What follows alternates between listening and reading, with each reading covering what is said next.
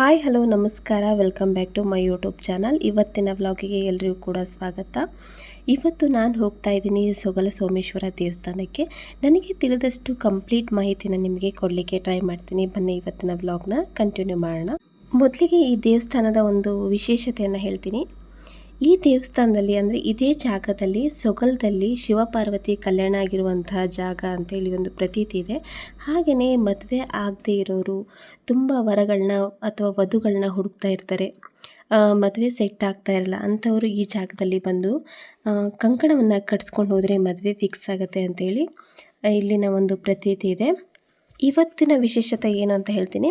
ಈಗ ಕಂಟಿನ್ಯೂ 3 ದಿನದಿಂದ ಜಾತ್ರೆ ನಡೀತಾ ಇದೆ. ಹಾಗೆಯೇ ಇವತ್ತು 11ನೇ ತಾರೀಕು ಶಿವಪಾರ್ವತಿಯ ಅಕ್ಕಿಕಾಳು ಕೂಡ ನಡೆಯುತ್ತೆ. 9 ಕಾಲಿಗೆ ಮುಹೂರ್ತ ಇತ್ತು. ಸೊ ಹಾಗಾಗಿ ನಾವು ಕೂಡ ಅಂದರೆ ನನ್ನ ಫ್ಯಾಮಿಲಿ ಎಲ್ಲ ಸೇರಿ ಇಲ್ಲಿ ದೇವಸ್ಥಾನಕ್ಕೆ ಬಂದಿದ್ದೀನಿ. ಇನ್ನು ಇಲ್ಲಿ ನಾವು ಕಂಕಣವನ್ನು ಕಟ್ಸ್ಕೊಳ್ಳೋಕ್ಕೆ ಯಾವ ವಾರ ಬರಬೇಕು ಅಂತ ಕೇಳ್ತಾಯಿದ್ರೆ ಪ್ರತಿ ಸೋಮವಾರ ಬಂದು ನಾವಿಲ್ಲಿ ಕಂಕಣವನ್ನು ಕಟ್ಸ್ಕೊಬೋದು. ಇನ್ನು ಮದುವೆ ಆದಮೇಲೆ ಈ ಕಂಕಣವನ್ನು ನಾವು ವಾಪಸ್ ಕೊಡಬೇಕಾಗತ್ತೆ. ಹಾಗೆಯೇ ಕಂಕಣ ಕಟ್ಟಬೇಕಾದ್ರೆ ಯಾವುದೇ ಥರ ಸಾಮಾನುಗಳನ್ನ ತರುವಂತಹ ಅವಶ್ಯಕತೆ ಇರಲ್ಲ. ಶಿವ, ಪಾರ್ವತಿ, ವೀರಭದ್ರ, ಭ್ರಮರಾಂಬಿಕೆ, ಈಶ್ವರ, ಹಾಗೆಯೇ ಭದ್ರಕಾಳಿ ದೇವಸ್ಥಾನ ಇಲ್ಲಿದೆ. ಹಾಗೆಯೇ ಜಿಂಕೆವನ ಅಂತ ಕೂಡ ಇದೆ.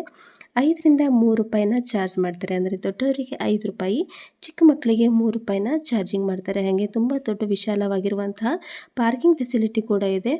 ಪಾರ್ಕಿಂಗ್ ಫ್ರೀ ಕೂಡ ಇರುತ್ತೆ. ಅಂದರೆ ಯಾವುದೇ ಥರ ಅಮೌಂಟ್ ಕೂಡ ಚಾರ್ಜ್ ಮಾಡ್ತಾ ಇರಲ್ಲ. ಇದು ಬಂದುಬಿಟ್ಟು ಶಿವಪಾರ್ವತಿಯ ತೇರು. ನೀವು ನೋಡ್ತಾ ಇರ್ಬೋದು ತುಂಬ ಜನ ತೇರಿದ್ರು ಇಲ್ಲಿ.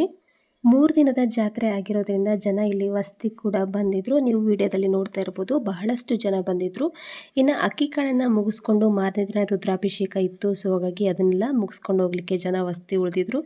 ನಾವಿವತ್ತು ಹಿಡ್ಕಲ್ ಡ್ಯಾಮಿಂದ ಡೈರೆಕ್ಟಾಗಿ ಸೊಗಲ ಬಂದಿದ್ದೀವಿ. ಇನ್ನು ಹಳೆಯಾಳದಿಂದ ಬರ್ತೀರಿ ಅಂದರೆ ಕಿತ್ತೂರಿಗೆ ಬರಬೇಕಾಗತ್ತೆ. ಧಾರವಾಡ ವಯ ಕೂಡ ನೀವು ಬರ್ಬೋದು. ಇಲ್ಲ ಅಂತಂದರೆ ಕಿತ್ತೂರಿಂದ ಡೈರೆಕ್ಟಾಗಿ ಸಂಗೊಳ್ಳಿ, ಬೈಲಹೊಂಗಲ, ಸೊಗಲ ಬರ್ಬೋದು. ಇನ್ನು ನಿಮಗೆ ಈ ರೂಟಲ್ಲಿ ಬಂದರೆ ಯಾವುದೇ ಥರ ಟೋಲ್ಸ್ ಇರೋದಿಲ್ಲ. 2.5 ತಾಸು ನಿಮಗೆ ಬೇಕಾಗುತ್ತೆ. 82 ಕಿಲೋಮೀಟರ್ ಆಗುತ್ತೆ. ಹಾಗೆಯೇ ನೀವು ಬೆಳಗಾವಿಯಿಂದ ಬರ್ತೀರಿ ಅಂದರೆ ನಿಮಗೆ 60 ಕಿಲೋಮೀಟರ್ ಆಗುತ್ತೆ. ಸುಮಾರು ಒಂದು 200ರಿಂದ 300 ಸ್ಟೆಪ್ಸ್ ಇದ್ದಾವೆ. ಅದು ಹತ್ಕೊಂಡು ಮೇಲೆ ಹೋದ್ರಿ ಅಂದರೆ ನಿಮಗೆ ದೇವಸ್ಥಾನ ಸಿಗುತ್ತೆ. ಭೂಮಿ ಮೇಲೆ ಶಿವ ಪಾರ್ವತಿ ಮದುವೆ ಆಗಿರುವಂತಹ ಜಾಗ ಅಂತಲೇ ಈ ಸ್ಥಳದ ಒಂದು ಪ್ರಸಿದ್ಧಿ ಇದೆ. ಹಾಗೆಯೇ ಸುತ್ತಲೂ ಎಲ್ಲಿ ನೋಡಿದ್ರೂ ಕೂಡ ನಿಮಗೆ ಕಾಡು, ಬೆಟ್ಟ, ಗುಡ್ಡ, ಮಂಗಗಳು ಕೂಡ ತುಂಬ ಬಹಳ ಇದ್ದಾವೆ. ಆದಷ್ಟು ತಿಂಡಿನ ನೀವು ಹಾಕ್ತೀರಂದರೆ ಅದನ್ನೆಲ್ಲ ಅವಾಯ್ಡ್ ಮಾಡಿ. ಮುಹೂರ್ತಕ್ಕಿಂತ ಮುಂಚೆ ತೆಗೆದಿರುವಂತಹ ವಿಡಿಯೋ ಈ ಥರ ಶಿವ ಪಾರ್ವತಿಯನ್ನು ರೆಡಿ ಮಾಡಿದರು. ಹಾಗೆಯೇ ಇಲ್ಲಿ ಬಹಳಷ್ಟು ಜನರು ಕಂಕಣವನ್ನು ಕಟ್ಸ್ಕೊಳ್ಳೋಕ್ಕೆ ಬಂದಿದ್ದರು. ಇಲ್ಲಿ ಕಂಕಣ ಕೂಡ ಒಬ್ಬರು ಕಟ್ಟೋದನ್ನು ವಿಡಿಯೋ ಮಾಡಿ ತೋರಿಸಿದೆ ನೋಡಿ ನಿಮಗೆ. ಈ ಥರ ಕಂಕಣವನ್ನು ಕಟ್ತಾರೆ ಅಂದರೆ ಒಂದು ಎಲೆ ಹಾಗೆಯೇ ಅರ್ಶಿಣದ ಕೊಂಬನ್ನ ದೇವ್ರ ಪಾದದ ಹತ್ರ ಇಟ್ಟಿರ್ತಾರೆ ಕಂಕಣದ ಥರ ಮಾಡಿ. ನೆಕ್ಸ್ಟ್ ಇಲ್ಲಿ ಮದುವೆ ಆಗದಿದ್ದವರು ಬಂದು ಕಟ್ಟಿಸ್ಕೊಂಡು ಹೋಗಿ ಮದುವೆ ಆದಮೇಲೆ ದಂಪತಿ ಸಮೇತವಾಗಿ ಇಲ್ಲಿ ಬಂದುಬಿಟ್ಟು ಕಂಕಣವನ್ನು ಬಿಚ್ಚಬೇಕಾಗತ್ತೆ. ಹಾಗೆಯೇ ನಾವಿವಾಗ ಮೇಲ್ಗಡೆ ಜಿಂಕೆವನವನ್ನು ನೋಡೋಕ್ಕೆ ಹೋಗ್ತಾ ಇದ್ದೀವಿ. ಈ ಪ್ಲೇಸ್ ಬಂದುಬಿಟ್ಟು ತುಂಬ ತಂಪಾಗಿ ಹಾಗೆ ಶಾಂತವಾಗಿರುವಂತಹ ಜಾಗ. ಜಾತ್ರೆಯಲ್ಲಿ ಅಷ್ಟೇ ಗಿಜಿ ಅಂತ ಇರುತ್ತೆ. ಮಿಕ್ಕಿದ ಸಮಯದಲ್ಲಿ ಬಂದರೆ ಅಂದರೆ ನಿಮಗೆ ಪೂರ್ತಿ ಸೈಲೆಂಟ್ ಅನಿಸುತ್ತೆ. ಹಾಗೆಯೇ ಇಲ್ಲೊಂದು ಚಿಕ್ಕದಾಗಿರುವಂತಹ ಫಾಲ್ಸ್ ಕೂಡ ಹರಿಯುತ್ತೆ. ಅಲ್ಲಿ ನೀವು ಸ್ನಾನ ಮಾಡ್ಬೋದು. ಇಲ್ಲ ಅಂತಂದರೆ ದೇವಸ್ಥಾನದ ಮುಂಭಾಗದಲ್ಲಿ ಕೂಡ ಒಂದು ಆರ್ಟಿಫಿಷಿಯಲ್ ಫಾಲ್ಸ್ ಥರ ಮಾಡಿದರೆ 2 ಇದೆ. ಅಲ್ಲೂ ಕೂಡ ನೀವು ಸ್ನಾನವನ್ನು ಮುಗಿಸ್ಕೊಂಡು ದೇವ್ರ ದರ್ಶನಕ್ಕೆ ಬರ್ಬೋದು ನೀವು. ಶಿವಪಾರ್ವತಿ ಕಲ್ಯಾಣಕ್ಕೆ ಇನ್ನೂ ಟೈಮ್ ಇತ್ತು. ಸೊ ಹಾಗಾಗಿ ನಾವಿಲ್ಲಿ ಜಿಂಕೆ ವನವನ್ನು ನೋಡೋಣ ಅಂತ ಬಂದೆ. ಮುಂಚೆನೇ ಹೇಳಿದಾಗೆ ದೊಡ್ಡವರಿಗೆ 5 ರೂಪಾಯಿನ ಚಾರ್ಜ್ ಮಾಡ್ತಾರೆ. ಹಾಗೆ ಚಿಕ್ಕ ಮಕ್ಕಳಿಗೆ 3 ರೂಪಾಯಿನ ಚಾರ್ಜ್ ಮಾಡ್ತಾರೆ. ಎಷ್ಟೊತ್ತು ಬೇಕಾದರೂ ನೋಡ್ಬೋದು. ಆರಾಮಾಗಿ ಜಿಂಕೆಗೆ ನಾವು ಸೊಪ್ಪುಗಳನ್ನ ಕೂಡ ತಿನ್ನಿಸ್ಬೋದು. ಸುಮ್ಮನೆ ನಿಂತು ಹಾಗೆ ಕೌಂಟ್ ಮಾಡಿದೆ. ಕಮ್ಮಿ ಅಂದರೆ ಒಂದು 20ರಿಂದ 30 ಜಿಂಕೆಗಳಿದೆ. ಹಾಗೆಯೇ 2 ಸಾರಂಗಗಳಿದೆ. ಒಂದು ಸಾರಂಗ ಮಾತ್ರ ತುಂಬ ಕೀಟ್ಲೆ ಮಾಡ್ತಾಯಿತ್ತು. ಎಲೆ ತಿನ್ಸೋಕ್ಕೆ ಹೋದರೆ ಬಂದು ಗೊತ್ತಾಯಿತು.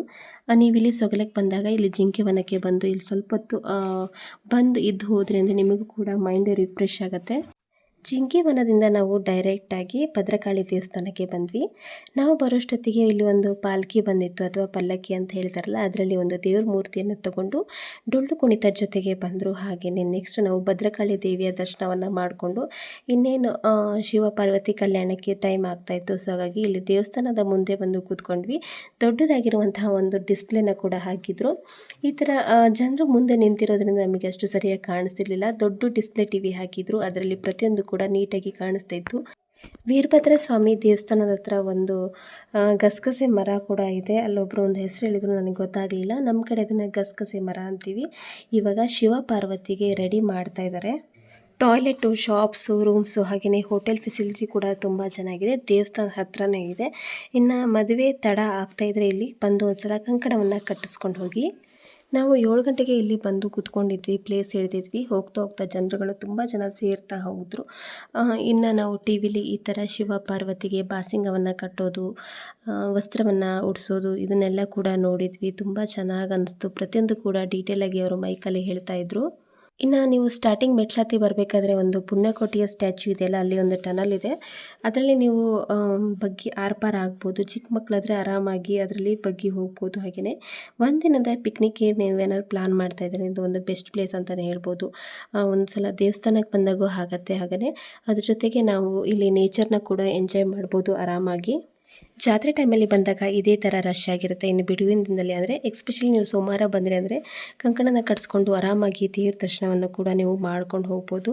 3 ದಿನ ಕಂಟಿನ್ಯೂ ಜಾತ್ರೆ ಇದ್ದಿದ್ದರಿಂದ ಇಲ್ಲಿ 3 ದಿನವೂ ಕೂಡ ಅನ್ನಪ್ರಸಾದ ಇತ್ತು. ಅನ್ನಪ್ರಸಾದ ನಾವು ಕೂಡ ಸೇವಿಸಿದ್ವಿ. ಹಾಗೆಯೇ ಸಾಕ್ಷಾತ್ ಶಿವ ಪಾರ್ವತಿಗೆ ನಾವು ಅಕ್ಕಿ ಕಾಳನ್ನು ಅಂದರೆ ಮದುವೆಗೆ ಅಕ್ಕಿ ಕಾಳನ್ನು ಹಾಕುವಂತಹ ಭಾಗ್ಯ ನಮಗೆ ಸಿಕ್ತು ಅಂತೇಳಿ ತುಂಬ ಖುಷಿ ಆಗ್ತಾ ಇದೆ.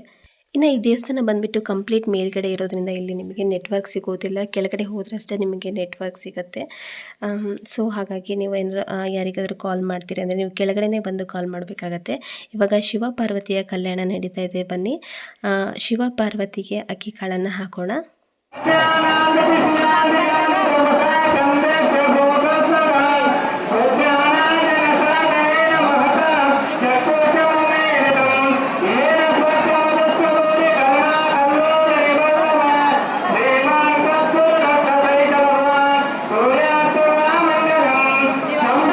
ನೀವೇನಾದರೂ ಸೊಗಲ್ ಸೋಮೇಶ್ವರ ದೇವಸ್ಥಾನಕ್ಕೆ ಶಿವಪಾರ್ವತಿ ಕಲ್ಯಾಣಕ್ಕೆ ಬಂದಿಲ್ಲ ಅಂತ ಬೇಜಾರು ಮಾಡ್ಕೊತಾ ಇದ್ದರೆ ಇವತ್ತಿನ ವಿಡಿಯೋದಲ್ಲಿ ನೀವು ಕಣ್ ತುಂಬಿಸ್ಕೊಂಡಿದ್ದೀರಿ ಅಂತ ಅನ್ಕೊತಾ ಇದ್ದೀನಿ. ಯಾಕಂತಂದರೆ ಪೂರ್ತಿ ಶಿವಪಾರ್ವತಿಯ ಕಲ್ಯಾಣವನ್ನು ಇವತ್ತಿನ ವಿಡಿಯೋದಲ್ಲಿ ನಿಮಗೆ ತೋರಿಸಿದ್ದೀನಿ.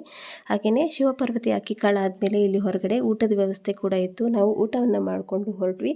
ಹಾಗೆಯೇ ನೀವು ಇಲ್ಲಿ ಕಂಕಣವನ್ನು ಕಟ್ಸ್ಕೋತೀರಿ ಅನ್ನೋದಾದರೆ ಇಲ್ಲಿನ ಸ್ವಾಮಿಯವರೊಬ್ಬರು ನಂಬರ್ ನನ್ನ ಹತ್ರ ಇದೆ, ಗುರುಸ್ವಾಮಿ ಅಂಥೇಳಿ. ಅವ್ರ ನಂಬರ್ನ ನಾನು ಡಿಸ್ಕ್ರಿಪ್ಷನ್ ಬಾಕ್ಸಲ್ಲಿ ಶೇರ್ ಮಾಡಿರ್ತೀನಿ. ಐ ಹೋಪ್ ಇವತ್ತಿನ ವ್ಲಾಗ್ ನಿಮಗೆಲ್ಲರಿಗೂ ಕೂಡ ಇಷ್ಟ ಆಗಿದೆ ಅಂತ ಅನ್ಕೊತಾ ಇದ್ದೀನಿ. ವಿಡಿಯೋ ಇಷ್ಟ ಆದರೆ ನನ್ನ ಚಾನಲ್ಗೆ ತಪ್ಪದೇ ಸಬ್ಸ್ಕ್ರೈಬ್ ಮಾಡಿ. Thanks for watching my video. Thank you.